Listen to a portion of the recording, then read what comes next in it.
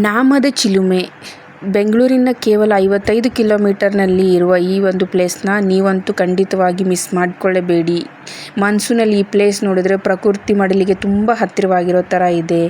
ಈ ತ್ರೇತಾಯುಗದಲ್ಲಿ ರಾಮ ಲಕ್ಷ್ಮಣ ಸೀತೆ ವನವಾಸಕ್ಕಾಗಿ ಬಂದಾಗ ಇಲ್ಲಿ ಸ್ವಲ್ಪ ದಿನ ಕಾಲ ಕಳೆದ್ರ ಅನ್ನೋ ಪ್ರತೀತಿ ಕೂಡ ಇದೆ.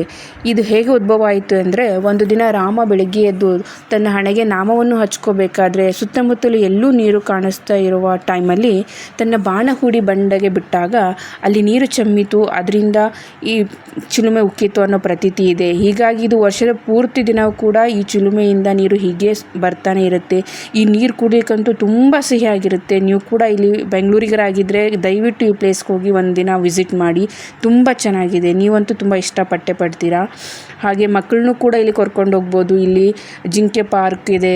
ಸೊ ನೀವೆಲ್ಲನೂ ಒನ್ ಡೇ ಔಟಿಂಗಿಗೆ ಕೂಡ ಇದು ಮಸ್ಟ್ ವಿಸಿಟ್ ಪ್ಲೇಸ್ ಅಂತಲೇ ಕೂಡ ಹೇಳ್ಬೋದು. ಒಂದ್ಸಲ ವಿಸಿಟ್ ಮಾಡಿ. ಮಳೆಗಾಲದಲ್ಲಿ ನಾವೇನಾದರೂ ಇಲ್ಲಿ ಹೋದರೆ ಮಲೆನಾಡಿಗೇನೋ ಬಂದುಬಿಟ್ಟಿದ್ದೇವೇನೋ ಅಂತ ಅನಿಸುತ್ತೆ. ಅಷ್ಟು ಪ್ರಕೃತಿಗೆ ಹತ್ತಿರವಾದಂಥ ಪ್ಲೇಸ್ ಇದು. ತುಂಬ ಪೀಸ್ಫುಲ್ ಆಗಿದೆ. ನೀವಂತೂ ಒಂದ್ಸಲ ಖಂಡಿತವಾಗಿ. ತುಮಕೂರು ಸಿದ್ಧಗಂಗಾ ಮಠದಿಂದ 9 ಕಿಲೋಮೀಟರ್ ಅಂತರದಲ್ಲಿದೆ. ದೇವರಾಯನ ಬೆಟ್ಟಕ್ಕೆ ಹೋಗೋ ದಾರಿನಲ್ಲಿ ಇದು ನಿಮಗೆ ಸಿಗುತ್ತೆ. ತುಮಕೂರಿಂದ ದೇವರಾಯನ ಬೆಟ್ಟಕ್ಕೆ ಹೋಗೋ ದಾರಿನ ನೀವು ತುಂಬ ಚೆನ್ನಾಗಿ ಎಂಜಾಯ್ ಮಾಡ್ತೀರಾ. ತುಂಬ ದಟ್ಟವಾದ ಕಾಡು ಅನಿಸುತ್ತೆ. ಇದು ನಿಜವಾಗ್ಲೂ ಬೆಂಗಳೂರಿಗೆ ಇಷ್ಟು ಹತ್ತಿರ ಪ್ರದೇಶ ಇದೆ ಅಂತ ನೀವು ನಿಜವಾಗ್ಲೂ ಅಂದ್ಕೋಬೇಕಾಗತ್ತೆ.